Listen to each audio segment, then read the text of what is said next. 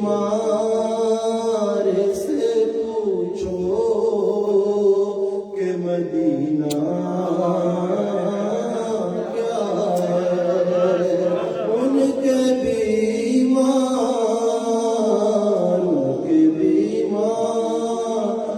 سے پوچھو کہ مدینہ کیا ہے۔ میں نے جو مانگا وہ آقا نے مجھے دے ہی دیا،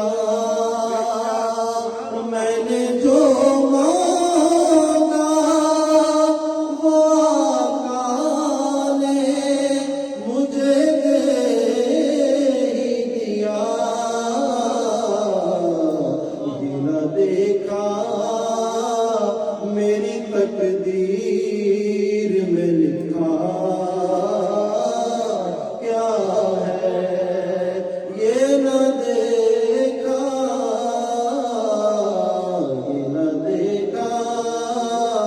میری تقدیر میں لکھا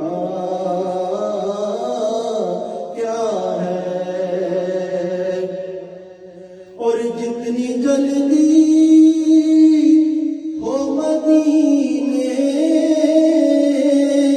کی زیارت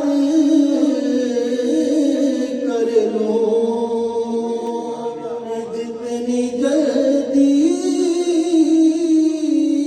ہو مدینے کی زیارت کر لو، زندگی چھوڑ دے کب ساتھ بھروسہ کیا ہے، زندگی چھوڑ دے کب ساتھ بھروسہ کیا ہے۔ اور دل میں چاہت ہو پیغمبر کی تو دوزخ کیسی، دل میں چاہت ہو پیغمبر کی تو دوزخ کیسی، پھر سرے حشر یہ رحمت کا لبادہ کیا ہے، پھر سرے حشر یہ رحمت کا لبادہ کیا ہے۔ اور اے فرشتوں میرے اعمال نہ تولو، ٹھہرو، اے فرشتوں میرے اعمال نہ تولو، ٹھہرو، پہلے پوچھو میرے آقا کا ارادہ کیا ہے، پہلے پوچھو میرے آقا کا ارادہ کیا ہے۔ ایک پلو میں سما جائیں گے سب ماہ و نجوم، ایک پلو میں سما جائیں گے سب ماہ و نجوم، چادر سیدہ زہرا کو سمجھتا کیا ہے، چادر سیدہ زہرا کو سمجھتا کیا ہے، ان کے بیمار سے پوچھو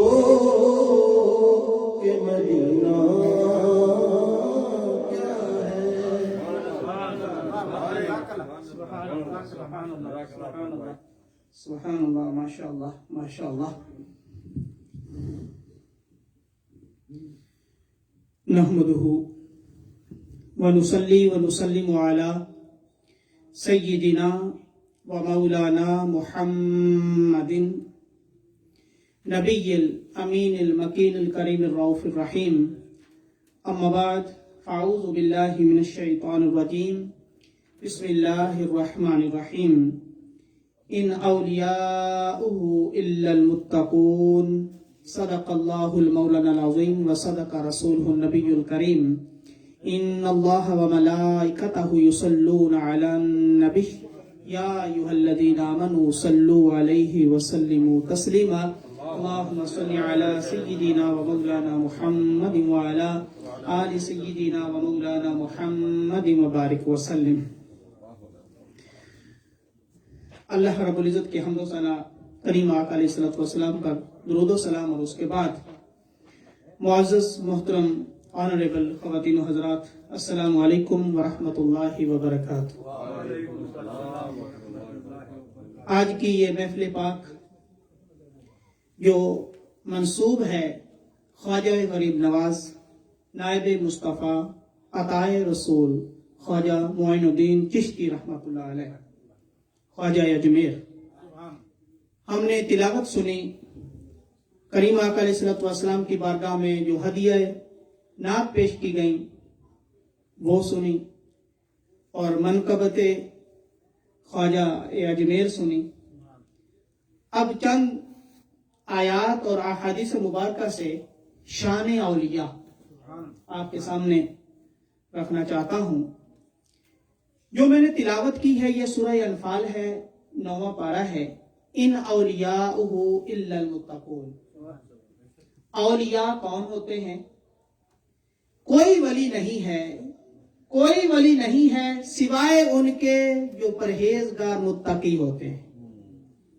Only they are the righteous persons۔ وہ ولی کون ہوتا ہے؟ جو پہلے تقوی اختیار کرتا ہے۔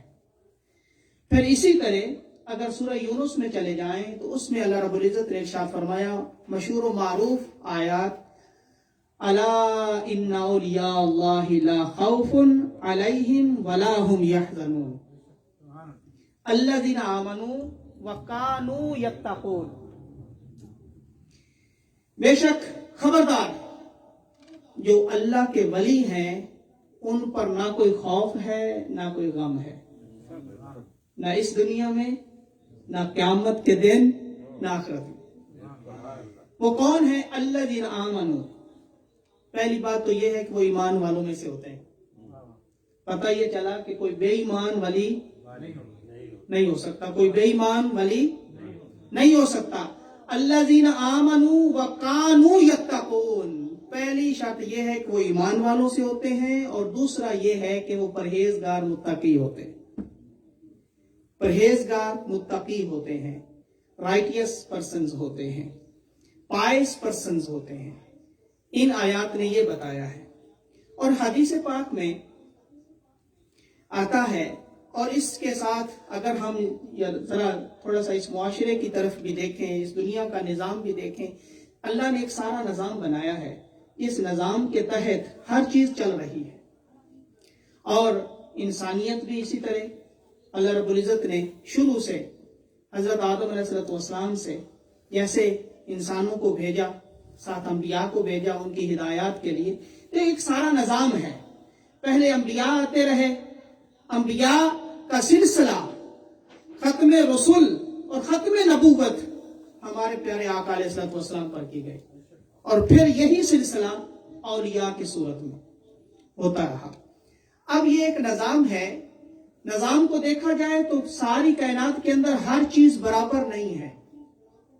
ارے دن برابر نہیں ہے، باقی دنوں کی فضیلت اور ہے، جمعے کی فضیلت اور ہے۔ ساری راتیں برابر نہیں ہیں، باقی راتیں اور ہیں، جمعرات اور جمعے کی رات اور ہے، پھر عید کی رات اور ہے، اور پھر حج کی رات اور ہے، لیلۃ القدر اور ہے، شب برات اور ہے۔ ساری راتیں برابر، دن سارے برابر۔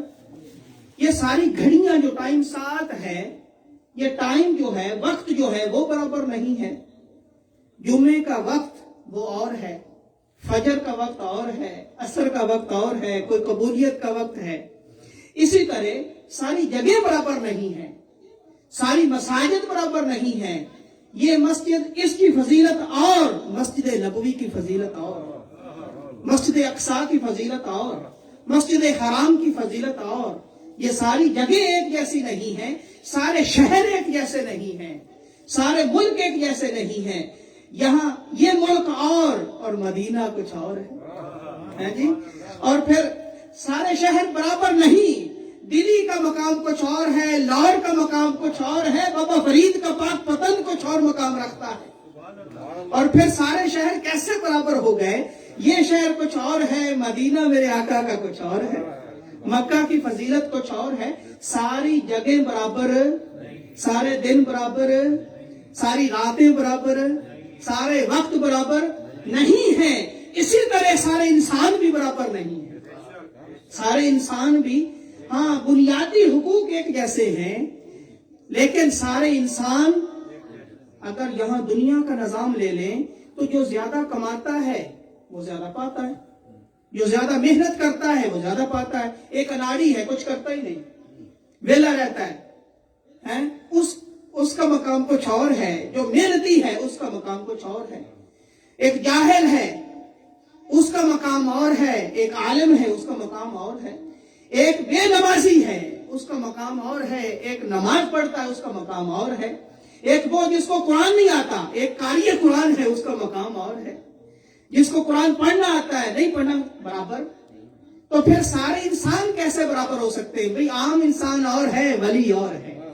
اور پھر ولیوں میں غوث اور ہوتے ہیں، ابدال اور ہوتے ہیں، غوث اعظم اور ہوتے ہیں، عطائے رسول اور ہوتے ہیں، نائب مصطفیٰ اور ہوتے ہیں. سارے انسان برابر نہیں ہیں. ایون یہ تو انسان ہے، سارے انبیاء برابر نہیں ہیں. بھئی موسیٰ کی شان اور ہے، عیسیٰ کی شان اور ہے، نوح کی شان اور ہے، ارے ابراہیم کی شان اور ہے، اسماعیل کی شان اور ہے، باقی بھائیوں کی شان اور تھی، یوسف کی شان اور ہے. سارے بھائی بھی برابر نہیں ہیں، سارے بھائی بھی برابر نہیں ہیں. ہارون اور موسیٰ بھائی ہیں، ہارون کی شان کچھ اور ہے، موسیٰ کی شان کچھ اور ہے. اسی طرح باقی انبیاء کچھ اور ہیں، امام الانبیاء اور ہیں جی. سارے انبیاء بھی برابر نہیں، سارے انسان بھی برابر نہیں. پھر ولیوں میں بھی سارے ولی برابر نہیں ہیں. تو یہ اللہ کی شانیں دی ہوئی ہیں. تو یہ سارے جو، یہ نہیں جی سب ایک جیسے نہیں، یہ نظام ہمیں بتا رہا ہے کہ ہر چیز برابر نہیں ہے. اس لیے بخاری شریف کی حدیث پاک ہے اور المنہاج السوی میں شیخ الاسلام نے نقل فرمائی ہے کہ یہ جو اولیاء کا سلسلہ ہے یہ کیسے چلتا ہے اور ان کے ساتھ جو نسبت ہے وہ کیسے ہوتی ہے. آقا علیہ الصلوۃ والسلام نے ارشاد فرمایا کہ سم ٹائم ایسا ہوتا ہے کہ اللہ کو کسی سے محبت ہو جاتی ہے، کسی انسان سے اللہ کو محبت ہو جاتی ہے، اللہ کو محبت ہو جاتی ہے. جب اللہ کو کسی سے محبت ہوتی ہے تو اس کا اظہار کیسے ہوتا ہے؟ اس کا اظہار یہ ہوتا ہے کہ اللہ اپنی شان کے لائق وہاں پر جبرائیل علیہ السلام کو بلاتا ہے. جبرائیل ادھر آؤ، جی مولا، جی رب کریم، کیا حکم ہے؟ رب فرماتا ہے کہ دنیا کے اندر فلاں جگہ پر ایک میرا بندہ رہتا ہے، اس بندے سے مجھ خدا کو محبت ہو گئی. مولا میرے لیے کیا حکم ہے؟ رب فرماتا ہے جب مجھے محبت ہو گئی ہے تیرے لیے حکم بھی یہ ہے کہ جبریل تو بھی محبت کر. یہ بخاری شریف کی حدیث پاک ہے، تو بھی اس سے محبت کر. اب جب جبرائیل بھی محبت کرتا ہے پھر کیا ہوتا ہے؟ اب یہ ایک بریکنگ نیوز چل پڑتی ہے. بریکنگ نیوز آتی ہے، نیوز بریک.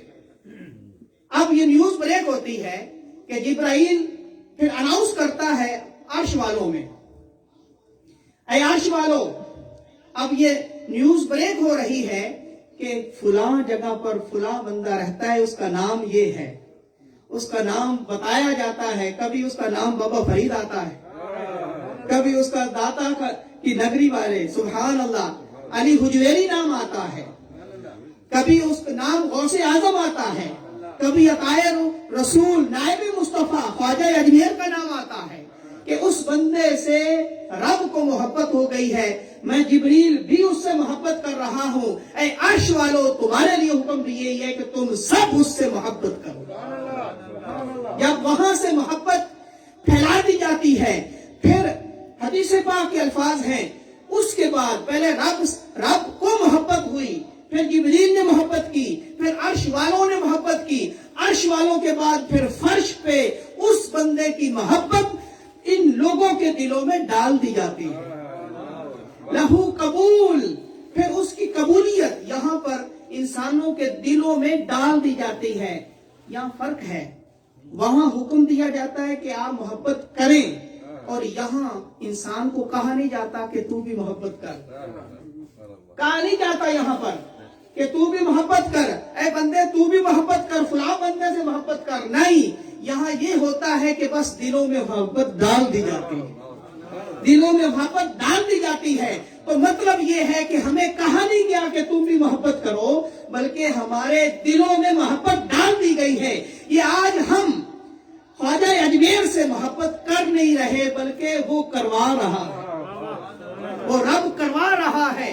अपने नसीब की बात है, जिस दिल में मोहब्बत डाल दी जाए मोहब्बत करता है, और जिस दिल में मोहब्बत ना डाली जाए उसको क्या पता कि मोहब्बत होती क्या। तो ये मोहब्बत वहां से डाली जाती है।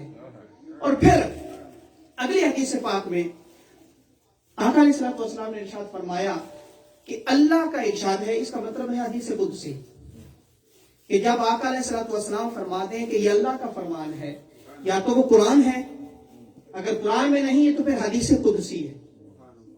आका अलैहिस्सलातु वस्सलाम ने इरशाद फरमाया कि रब्बे कायनात ने इरशाद फरमाया, जो मेरे वली के साथ दुश्मनी रखता है, नफरत रखता है, अदावत रखता है, रब फरमाता है कि उस दुश्मन वली, जो मेरे वली का दुश्मन है, उसके साथ रब का ऐलान जंग है। उस बंदे के साथ रब का ऐलान जंग है।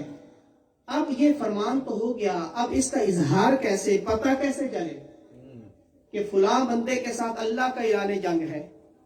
अब इससे उलमा जो लिखते हैं, जो मुफ्ती हजरात ने बताया, जो लिखा, उन्होंने बयान किया, उसका मतलब ये होता है, क्योंकि दूसरी हदीस पाक ये है कि अल्लाह जिस पर रहमत फरमाना चाहता है उसको दीन की समझ बूझ अता फरमाता है। अल्लाह जिससे खुश हो उसको दीन की समझ अता करता है।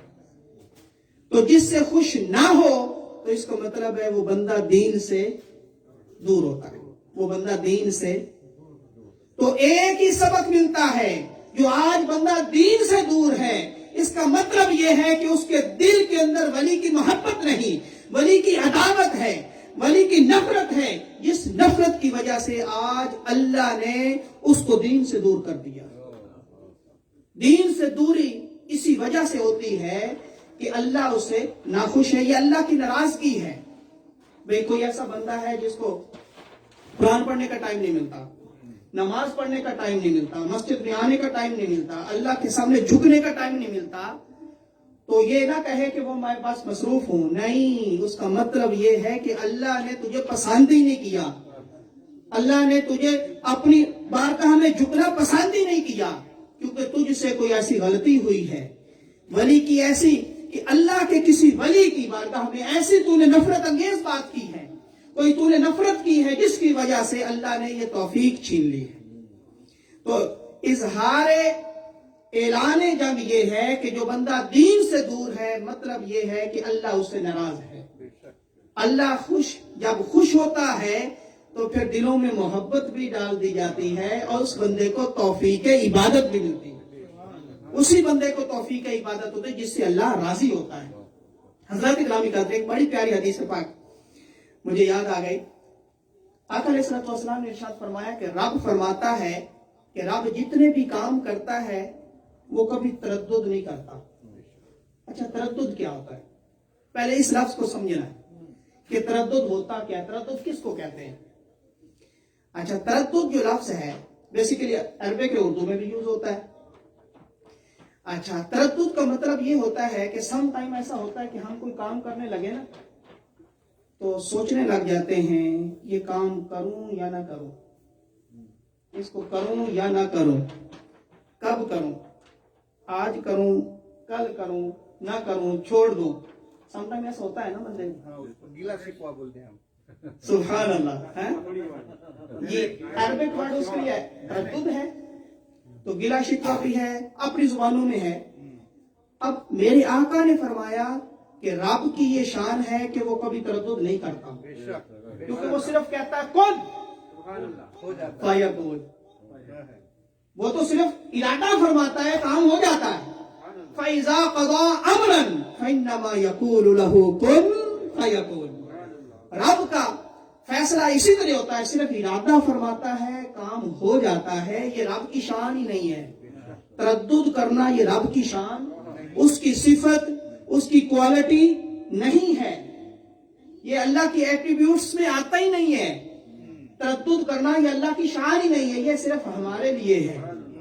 हम सोचते हैं कि ये काम करें ना करें, जाएं ना जाएं, इसकी शादी पे जाना चाहिए नहीं जाना चाहिए, है जी।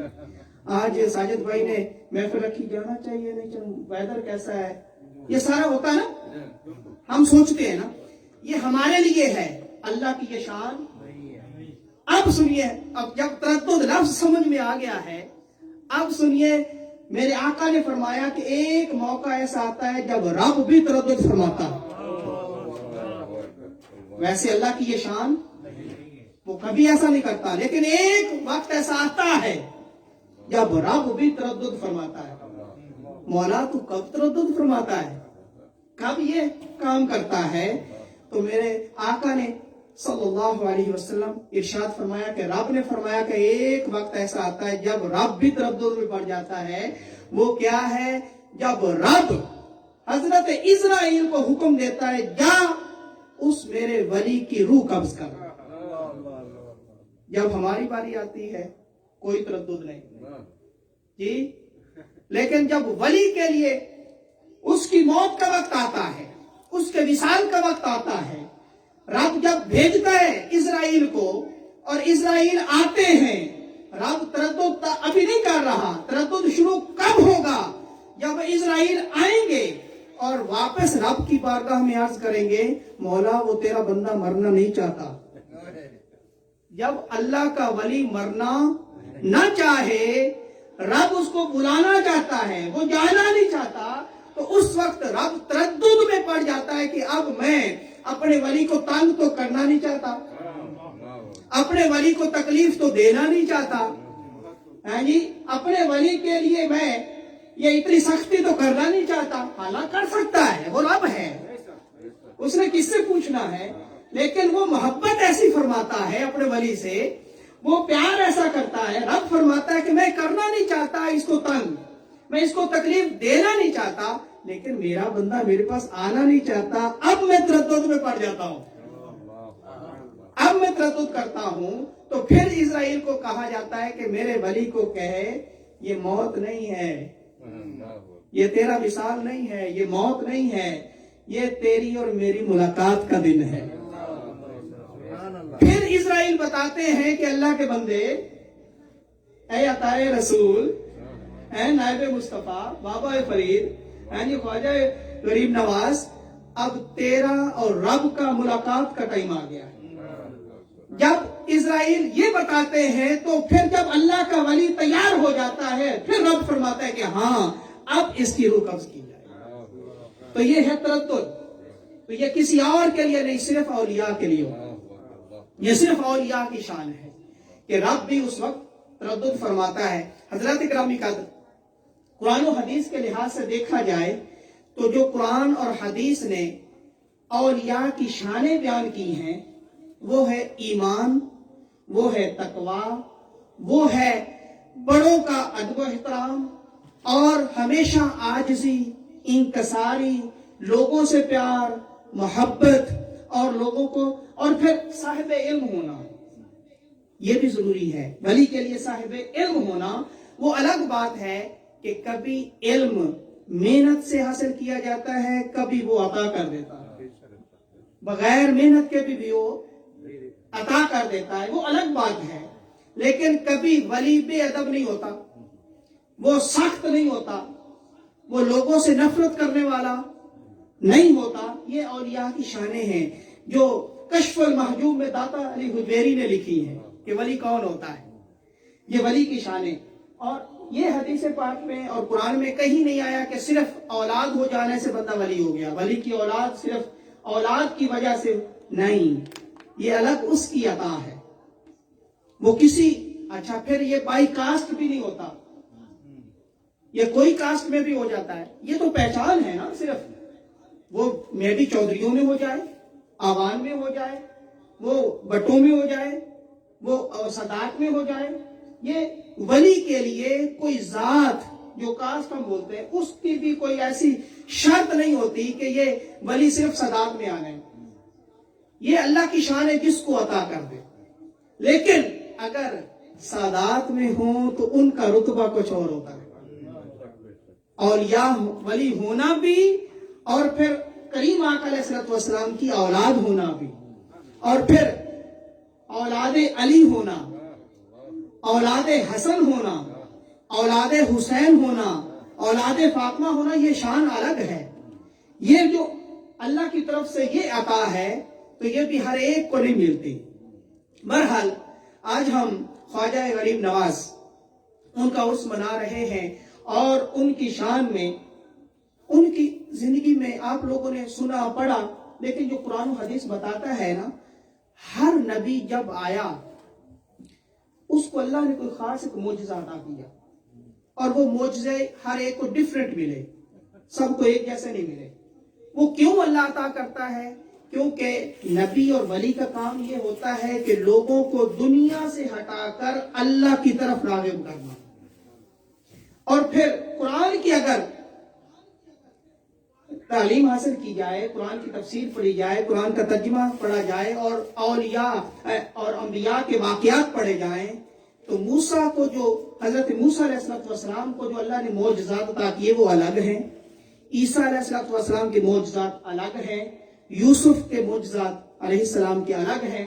تو یہ الگ الگ معجزات، اس کی جو شارٹ ٹرم میں اگر میں بتاؤں تو پتہ یہ چلتا ہے کہ جس وقت میں، جس دور میں کوئی نبی آیا، اس وقت میں جو علوم و فنون جس کا عروج تھا، چاہے وہ حکمت ہو، چاہے وہ میوزک ہو، چاہے وہ جادوگروں کا منتر ہو، جس شے کا عروج ہوتا ہے، اللہ وہ سارے کے سارے علوم و فنون اپنے نبی کو دے کر بھیجتا ہے. عیسیٰ علیہ السلام جو دم فرماتے تھے، دست شفقت فرماتے تھے، شفا ملتی تھی، اس کی وجہ کیا تھی؟ وجہ یہ تھی کہ حکمت اپنے عروج پہ تھی. لوگ حکیموں کے پاس جاتے تھے، اور حکیم لوٹتے بھی تھے، علاج بھی کرتے تھے. پھر جو مرض لا علاج تھا، یہ کوڑ کی بیماری، ابرس، اور یہ سفیدی جس آ جاتی ہے، یہ پلویلی بھی اس کو کہتے ہیں، تو یہ مرض لا علاج ہو چکی تھی. تو رب کائنات نے عیسیٰ علیہ السلام کو ایسا دم عطا فرمایا، ایسا دست شفقت عطا فرمایا کہ اے عیسیٰ، اے میرے پیارے نبی، اب حکیم یہاں پر ان کا سارا علم ختم ہو گیا ہے، اے عیسیٰ تیرا وہاں سے علم شروع ہو رہا ہے. اور پھر آپ دم فرماتے، وہ سب شفایاب ہوتے. جو اندھے مادر ذات اندھے پیدا ہوتے، حکیموں کے پاس کوئی علاج نہیں تھا، اس وقت کوئی علاج نہیں تھا. عیسیٰ علیہ السلام دم فرماتے، اللہ نظر عطا فرما دیتا. موسیٰ علیہ السلام کے وہ جو اجدا تھا، اصل میں اجدا نہیں تھا، عصا تھا. عصا کو قرآن بتاتا ہے، وہی عصا کبھی اجدا بن جاتا ہے، وہی عصا کبھی ٹارچ بن جاتا ہے لائٹ کے لیے. اندھیرا ہے، روشنی کی ضرورت ہے، وہی عصا جو ڈنڈا تھا اسی سے کام لیتے تھے. اور کبھی ایسا بھی ہوتا درختوں سے اوپر سے اگر چارہ اتارنا ہوتا بکریوں کے لیے، وہی ایک بڑا سوٹا بھی بن جاتا تھا. ایک ہی عصا ہے، تو اللہ نے اسی کے اندر سب کچھ رکھ دیا تھا. تو اللہ نے یہ معجزہ اس لیے عطا کیا کہ جادوگروں کا ایک بڑا اس وقت عروج تھا. انہوں نے اپنا لوہا منوایا ہوا تھا، تو جب انہوں نے وہ رسیاں پھینکی، سانپ نظر آنے لگے، اللہ نے ان سب کا توڑ موسیٰ کو عطا کر دیا. آپ نے وہ یہ سانپ پھینکا, ساری ان رسیاں, وہ جو سانپ نظر آ رہے تھے ان سب کو نکل گیا, تو پھر سارے کے سارے گر پڑے موسیٰ علیہ السلام. اسی طرح میں بالکل شاید کرتا ہوں, حضرت داؤد علیہ السلام قرآن کا مطالعہ کریں, سورہ سبا پڑھیں, 22ویں پارے میں ہے. تو داؤد, اور پھر سورہ نمل کے اندر آپ کا ذکر ہے, سورہ انبیاء کے اندر ذکر ہے کہ اللہ تعالیٰ نے داؤد علیہ السلام کی آواز میں ایسی میوزک رکھی تھی کہ جب تلاوت فرماتے تھے پرندے چلتے ٹھہر جاتے تھے, پہاڑوں سے آواز آتی تھی تلاوت کے ساتھ ساتھ. یہ کیا وجہ, کیوں یہ معجزہ تھا؟ اس لیے کیا تھا اس وقت بھی میوزک کا عروج تھا, تو لوگ میوزک پہ لگے ہوئے تھے, لوگوں کو ادھر سے ہٹا کے اللہ کی طرف لانا تھا. اللہ تعالیٰ نے داؤد علیہ السلام کی آواز کے اندر ایسا میوزک رکھ دیا کہ لوگ جو سنتا داؤد کے پاس آ جاتا علیہ السلام. سلیمان علیہ السلام کی حکمت الگ ہے, یونس علیہ السلام ہر نبی کے لیے ہے. جی حضرت یونس علیہ السلام کا, شعیب علیہ السلام, یونس علیہ السلام, اگر ان کا مطالعہ کیا جائے, ان کی ہسٹری کا, قرآن بتا سورہ انبیاء اور سورہ سبا اور سورۃ الشعراء اور سورہ ہود, ان کے اندر آپ کا ذکر ہے. تو یونس علیہ السلام کی جو آپ کی قوم تھی یہ ناپ تول میں کمی کرتی تھی, اللہ تعالیٰ نے ایسا علم عطا کیا, صرف دیکھتے تھے یہ پورا تولا ہوا نہیں ہے, یہ پورا ناپا ہوا, تو ایسا علم عطا کیا, لوگوں کو سمجھ آ گئی کہ نہیں ابھی ہمیں پورا کام کرنا ہوگا. یہ اللہ نے خاص معجزہ عطا کیا. شعیب علیہ السلام کا بھی اسی طرح. آپ کے دور میں بھی لوگ, حضرت لوط علیہ السلام کا قرآن بتاتا ہے کہ لوگ نعوذ باللہ زنا کرتے تھے, اور وہ بھی یعنی بچوں کے ساتھ اور مردوں کے ساتھ. تو لوط علیہ السلام کو اللہ نے یہ علم عطا کیا تھا کہ پہچان لیتے تھے کون گناہ گار ہے, کس نے یہ گناہ کیا ہے, یہ علم عطا کیا تھا, یہ معجزہ تھا. اس لیے منع کرتے تھے, بھئی تو نے یہ کام کیا ہے, چاہے چھپ کے کیا, میں جانتا ہوں. یہ لوط علیہ السلام, یہ قرآن بتاتا ہے. حضرت سلیمان علیہ السلام کو اللہ نے حکمت ایسی, سورہ انبیاء پڑھیں, سبحان اللہ سبحان اللہ, بڑا پیارا. اللہ اکبر, خلیل بھائی نے ادھر لگا دیا ہے تو چلو ایک واقعہ سنتے جائے. قرآن کہتا ہے فَفَهَمْنَاهَا سُلَيْمَانَ, ہم نے فہم عطا کیا. سلیمان علیہ السلام کا فہم کیا تھا, چھوٹے سے بچے ہیں, بچے ابھی کھیلنے کا دور ہے, ان کا کھیلنے کا وقت ہے. تو داؤد علیہ السلام آپ کے والد گرامی, داؤد علیہ السلام فادر, سلیمان علیہ السلام آپ کے سن ہیں, آپ کے بیٹے ہیں. حضرت داؤد علیہ السلام کے پاس ایک کیس آتا ہے. کیس کیا تھا کہ ایک بندے کی کھیتی باڑیاں تھیں, زراعت کا کام تھا, اور دوسرے بندے کے پاس بکریاں تھیں, ریوڑ تھا بکریاں پیڑ کا, گوشت تھی ان کے پاس. وہ جو بکریاں تھیں وہ رات کو جناب کھل گئیں اور دوسرے بندے کا کھیت سارا کھا گئی. یہ قرآن بیان کرتا ہے. اب یہ کیس آ گیا داؤد علیہ السلام کے پاس کہ اس کا حل کیا ہے. ابھی داؤد علیہ السلام سوچ رہے تھے, آپ کا بیٹا سلیمان علیہ السلام نبی, بچپن میں بھی نبی ہوتا ہے, نبی پیدا ہی نبی ہوتا ہے. وہ الگ بات ہے 40 سال کے بعد اعلان نبوت کرے, نبی پیدا ہوتے ہی نبی ہوتا ہے. عیسیٰ علیہ السلام کو گھوڑے میں بولے تھے. تو حضرت سلیمان علیہ السلام پاس کھیل رہے ہیں, دوڑ رہے ہیں, جب کیس سنا. بچے یہ کھیلتے ہوتے ہیں نا, یہ بھی بات کو کیچ کر رہے ہوتے ہیں. یہ بات میں ہمیں پتا, ہمیں ایسے کہ یہ کھیل رہے ہیں, لیکن یہ سن رہے ہوتے ہیں, یہ نوٹ کر رہے ہوتے ہیں. گھر میں ہر کام نوٹ ہو رہا ہوتا ہے کہ میرے ابو کیا کرتے ہیں, امی کیا کرتی ہیں, نماز پڑھتے ہیں کہ نہیں. یہ صرف آپ کو دیکھ کر نماز سیکھ جاتے ہیں. حقیقت بات ہے, آپ کو صرف دیکھ کر یہ سیکھ جاتے ہیں. تو سلیمان علیہ السلام چھوٹی سی عمر ہے, دوڑتے ہوئے, ابو جی ایک جو کیس آیا ہے نا میں حل کر سکتا ہوں. اللہ اکبر. فَفَهَمْنَاهَا سُلَيْمَانَ وَكُلًّا آتَيْنَا حُكْمًا وَعِلْمًا, قرآن نے کہا. تو ہم نے حکمت عطا کر دی, فہم عطا کر دیا, سمجھ عطا کر دی بچپن میں ہی. یہ انبیاء کی شان ہے. میں اس کو پھر انبیاء کے ساتھ اولیاء کو جوڑوں گا. ابھی ہم قرآن کی طرف آگے چلتے, ابھی انبیاء کی بات, پھر اولیاء کے ساتھ کیسے جوڑنا ہے ان کو. سلیمان علیہ السلام نے کہا, بولی میں حل کر سکتا ہوں. داؤد علیہ السلام فرماتے ہیں بھی چھوٹا سا بچہ ہے آپ کیسے کر سکتے ہو؟ ابو جی اجازت ہو تو میں کر سکتا ہوں. جی بیٹا یہ فیصلہ میں یہ کرنا چاہتا ہوں کہ ایسا کریں، وہ جو کھیتیاں کھا گئی ہیں نا ساری بکریاں اور بھیڑیں اور گوٹس، ان کی شیپس گوٹس جو وہ تھی، ایسا کریں کہ جو کھیتیوں کا مالک ہے اس کو یہ ساری بکریاں دے دی جائیں. کوئی لڑائی جھگڑا نہیں، کوئی کچھ نہیں. یہ بکریاں یہ ساری کی ساری جو بھیڑیں ہیں ان کو دے دی جائیں، یہ اپنے پاس رکھیں، ان کا دودھ حاصل کریں.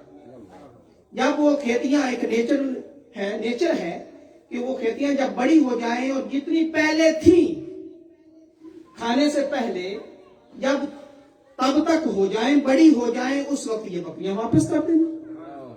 سبحان اللہ سبحان اللہ. تب تک یہ بکریاں اپنے پاس رکھیں، ان کا دودھ حاصل کرتے رہیں اور وہ فری رہے جو بکریوں کا مالک تھا.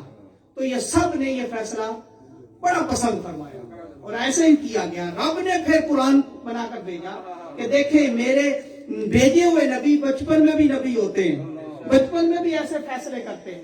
حضرات محترم ہر نبی کا اسی طرح معجزہ ہے. ہر نبی کا اس وقت کے مطابق علم اور فن میں کمال اللہ عطا فرماتا ہے. جب میرے آقا کی باری آتی ہے سبحان اللہ، سورہ یونس پڑھیں، اللہ 11 پارہ. تو لوگوں نے پوچھا جو ہسٹری کی تعلیم رکھتے تھے کہ پہلے ہر نبی معجزہ دکھاتا تھا. محمد بن عبداللہ صلی اللہ علیہ وسلم آپ کا کیا معجزہ ہے، آپ کیا دکھائیں گے؟ اچھا جب انہوں نے پوچھا اس وقت آپ نے کوئی معجزہ دکھایا نہیں، حالانکہ آپ کا تو ہر وقت معجزہ ہوتا تھا.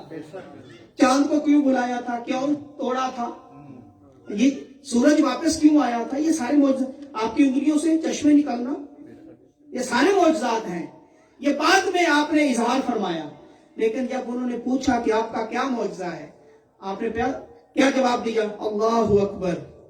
آپ نے آقا علیہ السلام نے ارشاد فرمایا کہ تم ایک دو معجزوں کی بات کر رہے ہو، میں آج اعلان کر رہا ہوں ابھی 40 سال عمر ہوئی ہے، اس سے پہلے جتنی زندگی گزر گئی ہے پوری زندگی ہی میرا معجزہ ہے. یہ قرآن کہتا ہے پوری زندگی ہی میرا معجزہ ہے. مطلب یہ ہے کہ 40 سال تک میں نے اعلان نبوت نہیں فرمایا. تم خود مجھے امین بھی کہتے ہو، صادق بھی کہتے ہو، سچے بھی کہتے ہو، امانت میرے پاس رکھتے ہو، کبھی جھوٹ آپ نے سنا نہیں، کبھی مجھ سے گالی سنی نہیں، کسی سے تنگ میں نے کیا نہیں. یہ سارا کا سارا میرا معجزہ ہے. جب آپ نے یہ ارشاد فرمایا کئی لوگ تو اسی وقت مسلمان ہو گئے. پھر وقت آنے کے ساتھ ساتھ آپ کا پھر ہر معجزہ کا اظہار ہوتا رہا. اب آقا علیہ السلام کی رسالت جب تک رہنی ہے تب تک کا علم اللہ تعالیٰ نے سارا کا سارا عطا کر دیا اور قرآن کے اندر رکھ دیا. اب میرے آقا علیہ السلام نے ارشاد فرمایا، میں اس کو اب چھوڑ رہا ہوں، انبیاء کی وہ سلسلہ جو تھا وہ ختم نبوت، وہ سلسلہ ختم ہو گیا. ختم رسول، ختم نبوت آقا علیہ السلام پر ہو گیا. اب یہ کام دعوت کا کام تو چلنا تھا، یہ کون چلائے گا؟ آقا علیہ السلام نے ارشاد فرمایا العلماء امتی، سبحان اللہ، وارثۃ الانبیاء. اب میری امت کے علماء ان انبیاء کے وارث ہیں. اب وراثت جو ہے، وراثت کیا ہوتی ہے؟ جو والدین چھوڑ کے جاتے ہیں وہ اولاد کو ملتی ہے، وہی وراثت ہے، انہیریٹنس. جو چھوڑ کے جائیں گے وہی ملے گا. وہ زمین چھوڑ کے جائیں، وہ بزنس چھوڑ کے جائیں، پیسہ چھوڑ کے جائیں، گھر چھوڑ کے جائیں، گاڑی چھوڑ کے جائیں، جو کچھ چھوڑ کے جائیں گے وہ وراثت ہے. اور انبیاء کی وراثت یہ علوم و فنون ہے، یہ معجزات ہیں. اب معجزہ کیا ہوتا ہے؟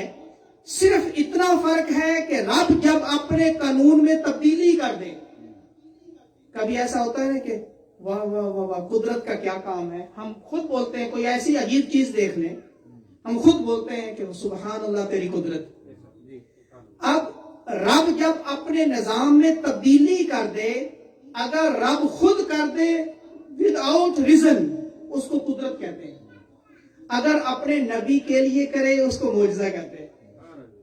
اگر اپنے ولی کے لیے کرے اس کو کرامت کہتے ہیں.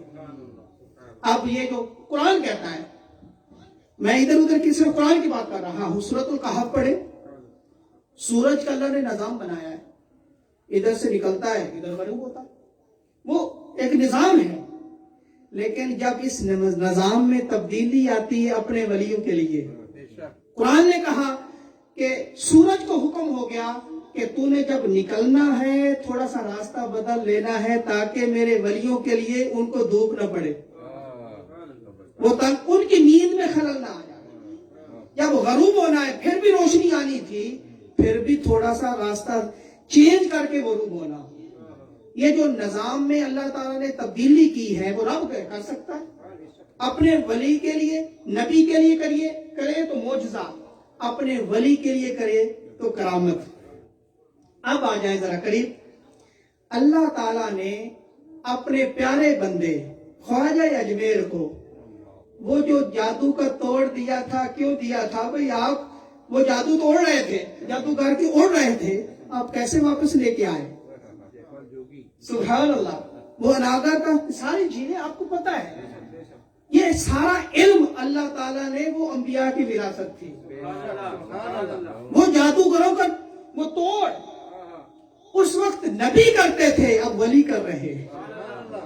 ये है वो विरासत, हकीकत विरासत।